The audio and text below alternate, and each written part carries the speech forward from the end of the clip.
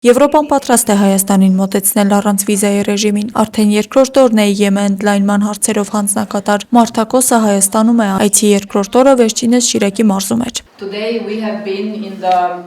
Այսօր մենք եղել ենք Շիրակի մարզի մի գյուղում, Շարասուից, հացաբուլկեղենի արտադրամասում, որտեղ ես համտեսել եմ գաթա, եւ ես գտա մետաղադրամը, բայց մինչ մետաղադրամը գտնելը սա իսկապես զուգադիպություն էր։ Սենյակում գտնվող տղամարդկանցից մեկը ասաց. «Եթե գտնեք մետաղադրամը, տիկին հանձնակատար, մենք պետք է ստանանք վիզաների ազատականացում»։ Այսպիսով սա է մեր այսօրվա պայմանավորվածությունը։ Ես ուտում եմ ձեր գաթան, իսկ մենք ձեզ մոտեցնում ենք Եվրոպա առանց վիզայի ռեժիմին։ Մարտակոսի խոսքով Հայաստան-Եվրամիություն համագործակցության ամրապնդումը պետք է հիմնված լինի ընդհանուր արժեքների վրա՝ ժողովրդավարության, խաղաղության ու փոխադարձ վստահության։ Մենք նաև աջակցում ենք ձեր կառավարությանը հակակոռուպցիոն բարեփոխումների, միգրացիայի կառավարման և կազմակերպված հանցավորության դեմ պայքարի ոլորտներում։ Սրանք բոլորը անհրաժեշտ պայմաններ են, և երբ դրանք ապահովվեն, Հայաստանի քաղաքացիները կկարողանան Եվրոպա ճանապարհորդել առանց վիզայի։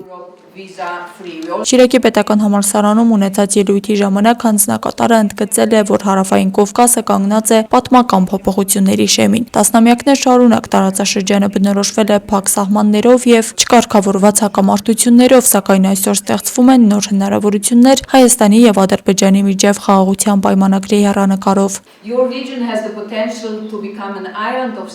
Ձեր տարածաշրջանը կարող է դառնալ կայունության կղզի, պատմական հնարավորություններ են առաջանում։ Խաղաղության համաձայնագրի հեռանկար Հայաստանի և Ադրբեջանի միջև, սահմանների վերաբացում, տրանսպորտային և առևտրային ուղիների վերակենդանացում, որոնք Թուրքիան Հայաստանի միջոցով կապում են Ադրբեջանին և հետագայում Կենտրոնական Ասիային։ Հատուկ ուշադրություն է հրավիրվել Հայաստանի աշխարհագրական դիրքի և օդային տարածքի ռազմավարական նշանակությանը, վերջին տարիներին աշխարհաքաղաքական լարվածությունների և մի շարք ավանդական առևտրային երթուղիների սահմանափակման պայմաններում Հայաստանի օդային միջանցքը ավելի տեսանելի է դարձել Եվրոպայի և Ասիայի միջև կապերի պահպանման տեսանկյունից։ Անցյալ շաբաթ գերմանական մի թերթ հրապարակել էր քարտեզ, որը ցույց էր տալիս Եվրոպայի և Ասիայի միջև մնացած սակավաթիվ օդային ուղիները։ Գլխավոր երթուղին անցնում էր Հայաստանի վրայով, այսինքն երկնքում միջանցքն արդեն գոյություն ունի, իսկ ցամաքում այն սկսում է ձևավորվել։ Չի կարելի Չինաստանից Ռուսաստանով կամ Ռուսաստանի վրայով թռչել դեպի Եվրոպա։ Առևտրային ուղիները փակվել են։ Այժմ խնդիրներ կան նաև Մերձավոր Արևելքում, ուստի ձեր աշխարհագրական դիրքը շատ շահավետ է։ Բարդ աշխարհում այլընտրանքներ փնտրող Եվրոպան Հայաստանից իր շահերն ունի։ Աշխարհաքաղաքական լարվածությունների և ավանդական առևտրային ուղիների սահմանափակման պայմաններում Եվրոպայում ավելի ու ավելի է կարևորվում Եվրոպա-Ասիա հաղորդակցությունների նոր ու հուսալի միջանցքների որոնումը։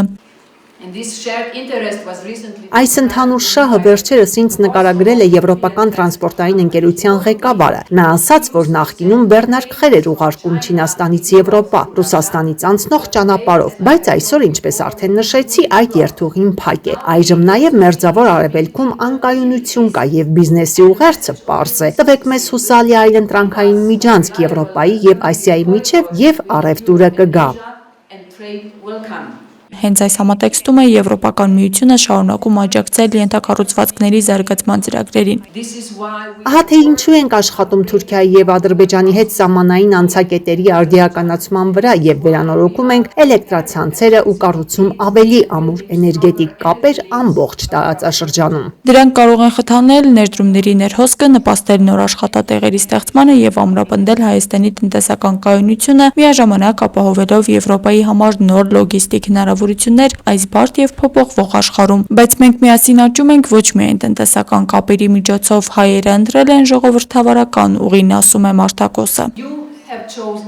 Դուք եք ընտրել այդ ճանապարհը։ Դա բնականաբար ձեզ մոտեցնում է Եվրոպային, որովհետև Եվրոպան ավելի շատ սահմանվում է ժողովրդավարական արժեքներով և քաղաքական ընտրություններով, քան միայն աշխարհագրությամբ։ Եվրոպական ժողովրդավարությունները աճող ճնշումների են ենթարկվում, իսկ ավտորիտար ռեժիմները ապատեղեկատվության և արտաքին ֆինանսական միջամտության միջոցով փորձում են ազդել ընտրական գործընթացների վրա։ Որպես օրինակ, հանձնակատարը նշում է Ռուսաստանի կողմից Մոլդովայում արձանագրված միջամտության փորձերն ու խորհուրդ տալիս հայերին։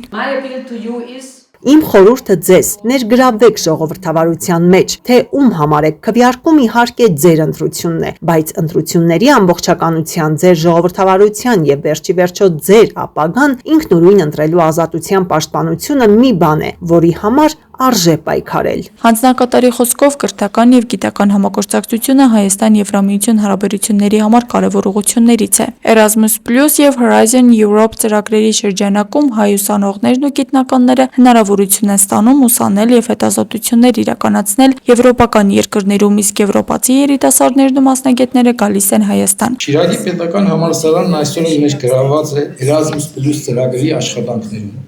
ինչը հնարավորություն է տալիս մեր հույի ուսանողների ու աշխատակիցներին իրենց ուսումնառությունն ու դասախոսական աշխատանքը տարբեր ժամանակահատվածներում իրականացնելու Լիսաբոնի, Գրանադայի, Վալյադոլիդի, Տիմիշոարայի, Սուչավայի եւ Յասի գործընկեր համալսարաններում։ Մենք իսկապես ակնկալում ենք գիտակրթական ոլորտներում հետագա համագործակցության զարգացում եւ խորացում Եվրամիության համալսարանների, կրթօջախների եւ հետազոտական հաստատությունների հետ։ Հանդիպման ավարտին Շիրակի պետական համալսարանի ուսանողները եւ քաղաքասարակության ներկայացուցիչները հնարավորություն են ունեցել մասնակցել հարց ու պատասխանի ձևաչափով քննարկմանը, ուղղելով իրենց հետաքրքրող հարցերը։ Աստղիկ Խաչատրյան, Խանով Անիսյան, այսօր։